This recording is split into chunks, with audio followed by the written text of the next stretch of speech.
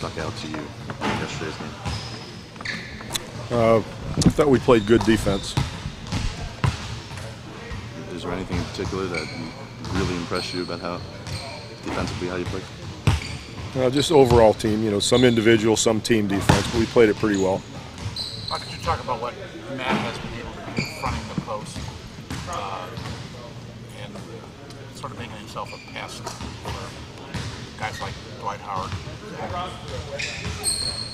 Well, everybody tries to work hard on post D. They've got good post players, and we're just trying to make them work as hard as we can.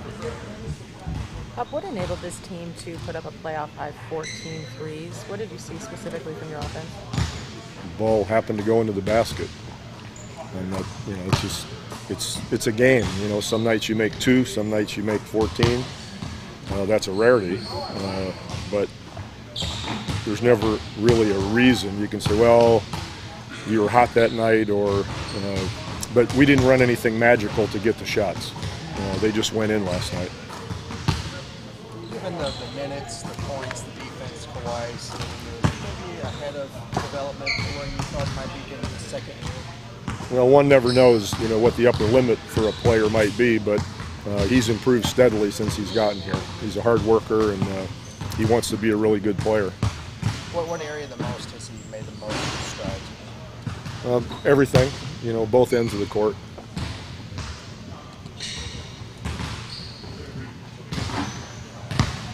Somebody else? Timmy just mentioned to me that he feels like you're more fiery now as a guy, as a coach, than you were years and years ago. Do you agree with that? Timmy's a pain in the ass. I'm tired of coaching him. Anybody else? Okay, have a good day. Thanks, man. Why is your game migrated there? You become a part of it? It's an evolution. It's where our offense has gone. We're more a pick and roll team, and those are where my shots are coming from. So I've worked on that area of my game and trying to extend my range to that area to feel more comfortable, and it's where my shots are coming from. So what did you guys do so well to deny Zebo yesterday, and what do you expect on the second go-around with him? Just a lot of effort more than anything, and we got a little lucky. He missed some easy ones. He's going to play much better going forward, and they're going to make their adjustments. And we're going to have to continue what we're doing and probably do a lot more. As I said, just one of those kind of perfect storm things. We played well, we made some shots, and we made his life a little difficult. But he's going to play much better, we know that. Tim, Memphis has been so resilient this year, bouncing back every time they've suffered a loss. Anything on tape that you've seen as a reason why they've been able to bounce back so? They make good adjustments. They're very well coached. Along with that, they bring the effort. And that's what you need. They're going to bring that energy. They're going to play hard. They're going to crash that board, and we know all that's coming.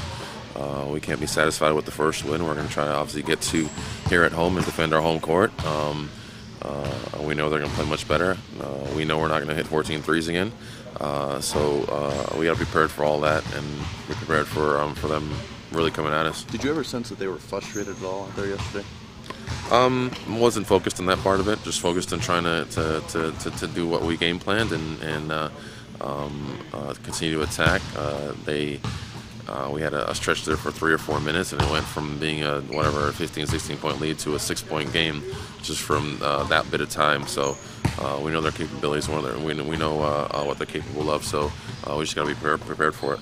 So you and Manu and Tony have had such a great run. As you start realizing that it's so hard to get to this spot and to get to the finals, do you realize that this might be the last go around or anything like that?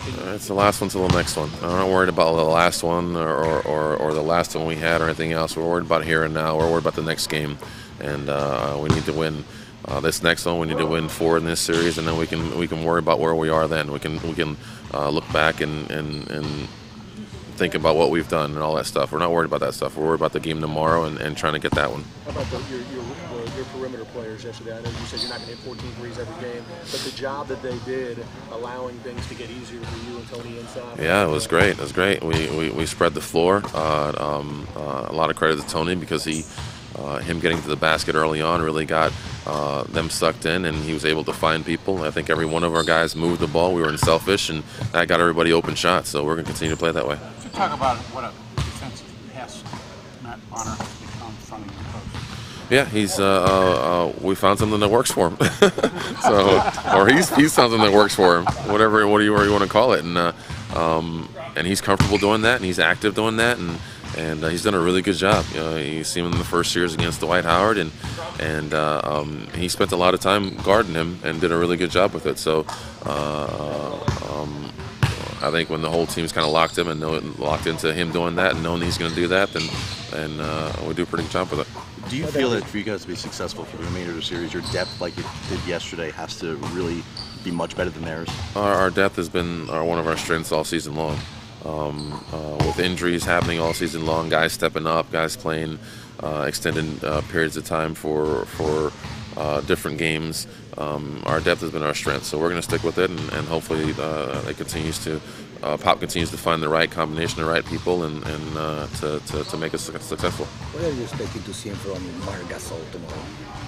A lot of the same. As I said, they're both can be real aggressive. They're both can be real physical. They're going to hit the glass even more than they have. Obviously, Marc is a very skilled player, shooting and passing the ball. So he's going to be their guy that's going to be moving the ball around and trying to get it into Zach. Coach Popovich talked about Kawhi being a possible face of the franchise going forward. Do you see that potential there, and what does he need to do that? Kawhi's great. He's evolving. He obviously this is from last year to this year. He's made tremendous leaps. What he's going to be in the future, I don't know. I won't be here to figure it out. That's for y'all to find out. Thank you, guys. Thanks. Welcome, another edition of Scatter Shooting. Glad to have Sean Elliott here as we discuss the exciting Game 1 victory by the Spurs, a blowout. And not surprised that they won, Sean. I am surprised a little bit that they controlled it throughout. Are you? Yeah. Not really. I've been waiting for this team to show up the entire playoffs. I think we've kind of struggled and crawled, through the first two rounds. And tonight we got out there and we sprinted through a team, and that was really nice to see. We got back to playing Spurs basketball, and we move it and we share it and we make the right decisions on the offensive end of the floor and we execute, and then we follow the game plan on the defensive end of the floor. We're going to be a tough out for anybody. It seemed early on when the Spurs jumped out to that big lead that they did just that, of getting everybody involved right from the beginning. That's the key to our ball club. We always pounded into everybody about the big three, and rightfully so. But we also talk about the fact that in order for this team to win an NBA championship, they're going to need their secondary players and their role players to come along for the ride. And you look at the results from tonight's game. If you just look at the box score, 34 points from Tim, Tony, and Manu.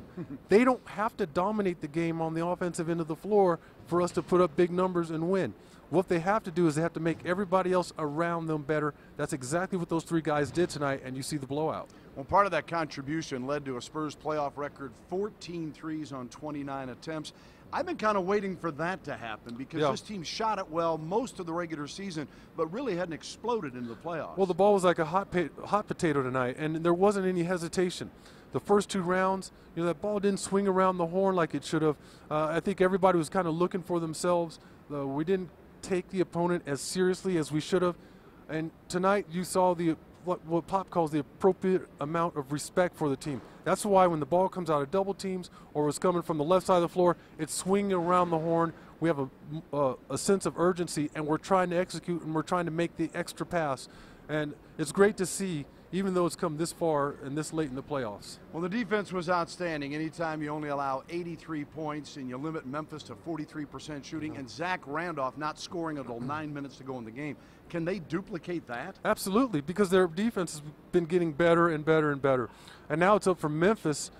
It's up to them to make the adjustments. Because if you look at the way we play defense tonight, why don't you stick with that same game plan?